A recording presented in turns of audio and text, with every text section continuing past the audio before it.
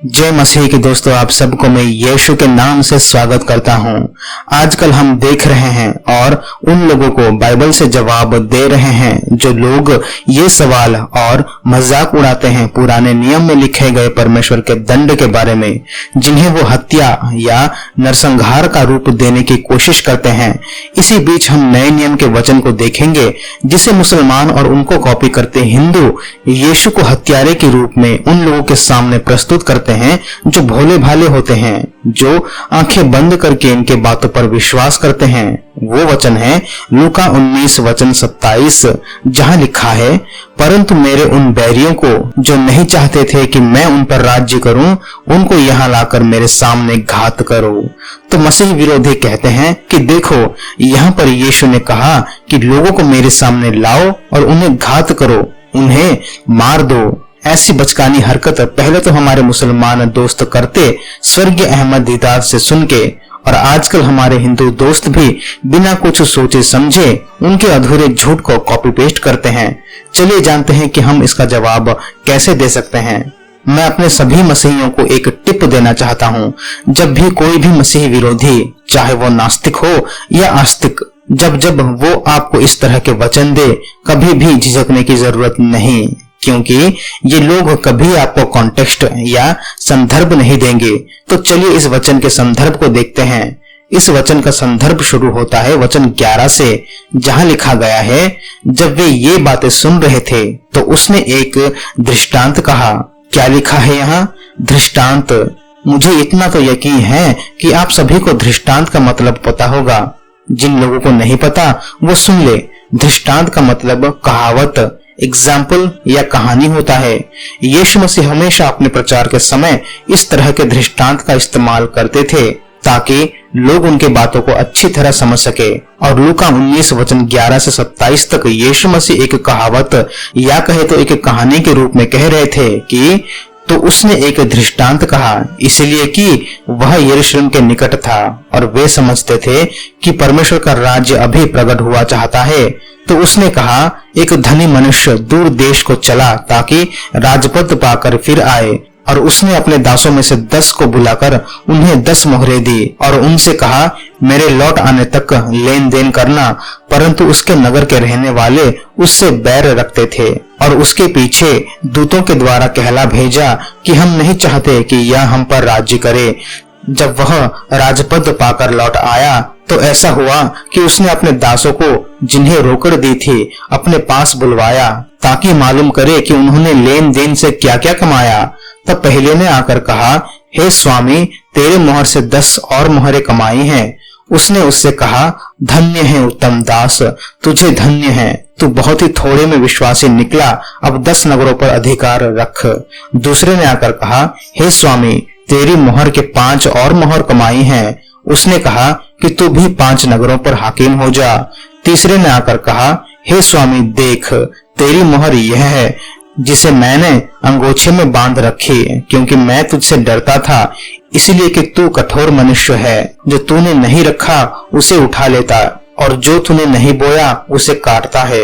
उसने उससे कहा, हे दुष्ट दास, मैं तेरे ही मुंह से तुझे दोषी ठहराता हूँ।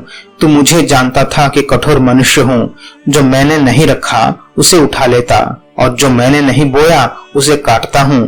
तो तूने मेरे रुपए कोठी में क्यों नहीं रख दिए कि मैं आकर ब्याज समेत ले लेता? और जो लोग निकट खड़े थे उसने उनसे कहा, वो मोहर उससे ले लो, और जिसके पास 10 मोहर हैं उसे दे दो।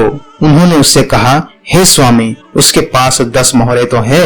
मैं तुमसे कहता हूँ कि जिसके पास है उसे दिया जाएगा, और जिसके पास नहीं उससे वह भी जो उसके पास है ले लिया जाएगा। परंतु मेरे उन बैरियों को जो नहीं चाहते थे कि मैं उन पर राज्य करूं, उनको यहाँ लाकर मेरे सामने घात करो। क्या इस कहानी में कभी भी आपने यीशु मसीह का नाम देखा है? नहीं। क्या इस कहानी में कहीं भी लिखा है कि यीशु मसीह ने कहा कि मेरे सामने उन लोगों को लाओ और उनका घात करो? नहीं। यीशु मसीह ने यह दृष्टांत उन्हें इसलिए सुनाई क्योंकि वो लोग समझते थे कि जजमेंट डे या आखिरत का दिन कुछ देर बाद शुरू हो जाएगा।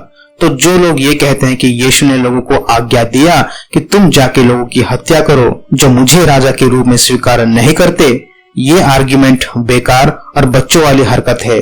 लेकिन जो लोग क्रिश्चियन हैं उन सभी को इस वचन से सावधान रहना है। क्यों? क्योंकि जब हम इस वचन को आत्मिक रूप से देखेंगे, ये वचन हर एक क्रिश्चियन के लिए चेतावनी है जिन्हें परमेश्वर ने चुना है अपना वचन बांटने के लिए। अगर हम अपने कर्तव्य को नहीं निभाएंगे और हम अपने दिए गए जिम्मेदारी को नहीं निभाएंगे और फलों की वृद्धि नहीं करेंगे, तब न्याय के दिन परमेश्वर हमसे पूछेंगे कि मैंने तुम्हें इतना वक्त दिया, इतनी सुविधा दी, इतना सामर्थ्य दिया, लेकिन तुमने क्या किया? क्या तुमने लोगों को सुसमाचार बांटे और उनको अनंत अग्नि से बचाया? या ये सोचते रहे कि मैंने तो उद्धार पा लिया, अब बस अपने घर में बैठ के चर्च जाके परमेश्वर की महिमा करके अपनी जिंदगी ऐसे ही बिना फल के गुजार लूंगा?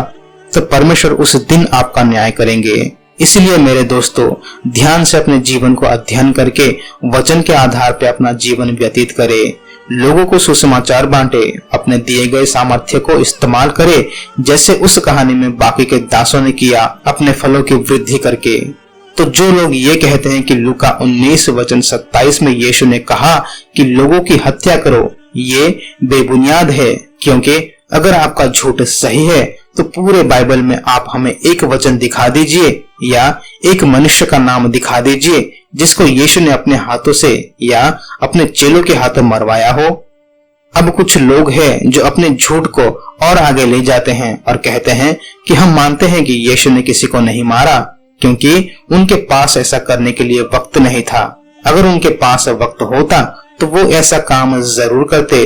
तो उनसे मैं ये कहना चाहता हूँ, चलिए आपकी बात मानते हैं और समझते हैं कि यीशु के पास वक्त नहीं था, तो क्या उनके चेलों के पास वक्त नहीं था? यीशु के चेलों ने इस दृष्टांत या आपके हिसाब से इस हत्या की आज्ञा को अपने कानों से सुना था, तो वो लोग यीशु मसीह के बाद लोगों की हत्या कर सकते थे। लेकिन जब हम उनके जिंदगी को देखते हैं, उन सारे चेलों ने उल्टा अपना जीवन न्यौछावर कर दिया। प्यार का सुसमाचार बांटते बांटते, त्याग का सुसमाचार बांटते बांटते, मसीह का सुसमाचार बांटते बांटते। चलिए ये भी मानते हैं कि उनके चेलों के पास भी वक्त नहीं था, जबकि यूहन्ना उसके बाद लगभग 60 साल और जीवित रहे। एक क्रिश्चियन ग्रुप या एक क्रिश्चियन चर्च दिखा दीजिए जिन्होंने इस वचन को कोट करके या इस वचन को आधार मान के लोगों की हत्या की। आपको एक भी नहीं मिलेगा पूरे इतिहास में, क्योंकि सभी जानते हैं कि ये वचन सिर्फ एक दृष्टांत है, कोई आज्ञा नहीं। तो मेरे मुसलमान और हिंदू दोस्तों, इस तरह के आउट ऑफ कॉन्टेक्स्ट और सिंपल हिंदी शब्द ना समझ के जो भी तर्क आप लाते हो, उससे आप खुद ही झूठे साबित हो जाते हो। आज के लिए बस इतना ही दोस्तों। लाइक करें, कमेंट करें, शेयर करें, सब्सक्राइब करें और हमारे आने वाले वीडियोस जो अपलोड हो रहे हैं और जो अपलोड होंगे, जिसका टॉपिक है यहोवा ने किया हत्या या न्याय, उसको भी जरूर देखें और हमारे मुसलमान और हिंदू दोस्तों को वीडियोस शेयर करें ताकि उनके मन में जो गलतफहमी फिट किया गया है मसीह विरोधियों के द्वारा, वो दूर हो सके और वो सच्चाई की ओर आ सके। आमीन।